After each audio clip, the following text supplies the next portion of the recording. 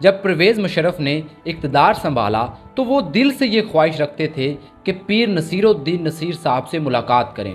انہوں نے ایک مرتبہ اپنا خاص وفد پیر صاحب کے پاس بھیجا اور ایوان صدر میں ملاقات کی خواہش کا پیغام پہنچایا، لیکن پیر نصیر الدین نصیر صاحب نے اس وفد کو وہی جواب دے دیا جو ان کی طبیعت کی شان تھی۔ فرمایا، دنیا داری کی محفل میں میرا کیا کام؟ آپ جا کر جنرل صاحب کو بتا دیں کہ مجھ سے چاپلوسی نہیں ہوتی، میری کڑوی سچائیاں اکثر لوگوں کو ہضم نہیں ہوتی۔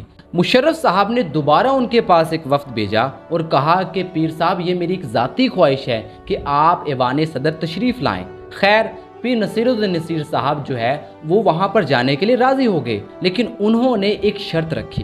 ٹھیک ہے، میں جنرل پرویز مشرف کی دعوت پر ضرور آؤں گا، مگر یاد رکھیں کہ میں وہاں جا کر کسی کا انتظار نہیں کروں گا، جب سب لوگ آ چکے ہوں گے تبھی میں داخل ہوں گا۔ وفد نے انہیں قائل کرنے کی کوشش کی کہ آپ باقی سب کے بعد لیکن صدر پرویز مشرف صاحب سے پہلے تشریف لے آئیں، مگر پیر صاحب نے سختی سے انکار کر دیا۔ جب یہ بات جنرل پرویز مشرف تک پہنچی تو انہوں نے کہا، مجھے یہ شرط منظور ہے، کسی بھی قیمت پر پیر صاحب کو آنا چاہیے۔ چنانچہ پھر وہ دن آیا جب پیر نصیر الدین نصیر صاحب محفل میں داخل ہوئے تو ان کی آمد پر بینڈ باجے بجا کر اعلان کیا گیا۔